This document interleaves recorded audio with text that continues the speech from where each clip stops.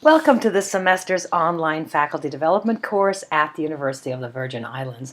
This is G.F. Reidenberg, and I am delighted to be working with you again, my friends, the faculty at UVI. This week we'll examine the multitude of quality standards for online courses and programs and discuss the good, the bad, and the ugly of such published standards. There are two parts to this section this week. This is part one. In the not-so-distant past, the quality of a university was measured by the academic credentials of the professoriate, or perhaps by the size of its endowment or the number of tomes in the library. Those days are behind us.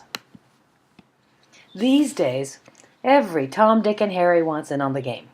Students want their say, administrators point lenses at online coursework, and accrediting agencies all want information about online courses that goes far beyond the professor's credentials and the university budget. So why is everyone so interested in online learning? It may be because of the apparent transparency of an online course. Because you can see lectures, tests, and even discussions with students in a way you never could previously, a visitor may think that he or she is actually observing the course. However, I'd like to sound a little bell of warning. There's a lot you don't see. You don't see phone calls between students and instructors or students and students in groups. You don't see outside the course emails. And you don't see potential face-to-face meetings. So have a little care. This week we'll examine a few of the published standards for online and distance learning with a view to discovering what is said and what isn't said. In this week's folder, you'll find 4 such standards from the providers on this screen. After listening to this introduction, go to the 4 links, open them, and read them.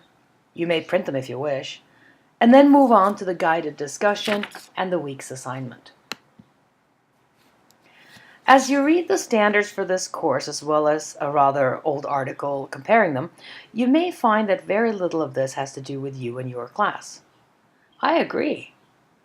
Let's briefly examine the 5 areas above. Some of the issues related to the standards of campus are campus policies, money, and the learning management system are listed on this slide. As far as policies are concerned, does an online program need special rules?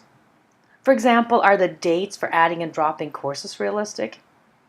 Regarding exam policies, what if a student's internet service provider dies while the student is taking a test?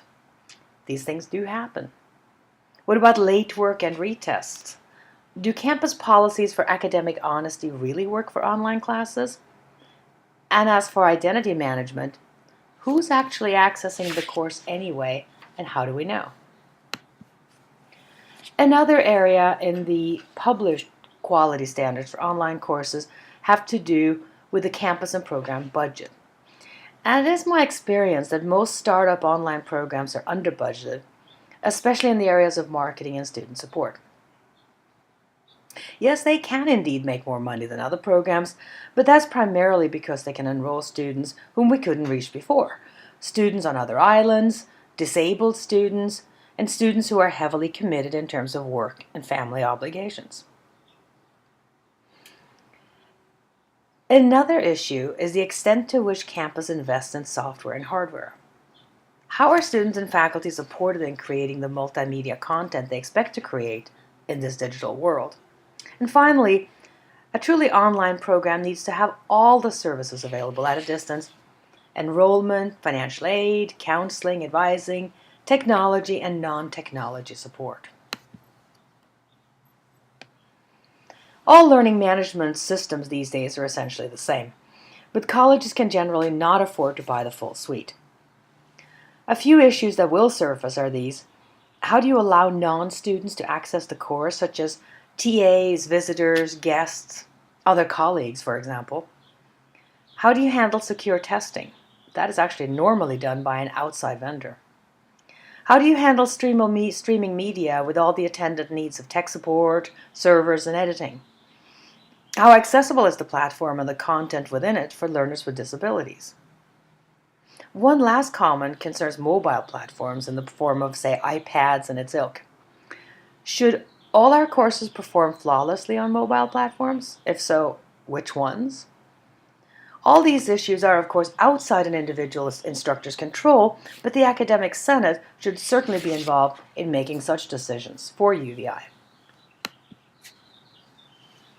How a program is being marketed and what is promised is frequently a section of the published online quality standards. Do you know how your program is being marketed?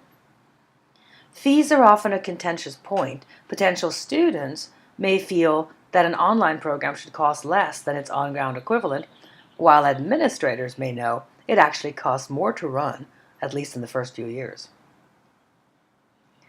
Finally, of issue to accrediting agencies are the so-called teach-out provisions. What happens if an online program is phased out or the schedule changes? If there are fewer and fewer students in the pipeline, the university still has an obligation to continue offering classes to them, and that, of course, is a problem. In addition to the technology triage above, level 1, I don't remember my password, that's easy. Level 2, this file doesn't work on my whatever it is. And level 3, the LMS is down, nothing's working, yikes. Those are the three main areas of technology support, but there are a great many other areas of non-academic support needed by students. And they need to be able to do all of it at a distance. Everything from fee payments, academic holds for non-returned library books, for example, financial aid, course selection, counseling, textbooks, you name it. So that's the end of this first little mini lecture. Let's go on to part 2, where we'll look at what we can influence.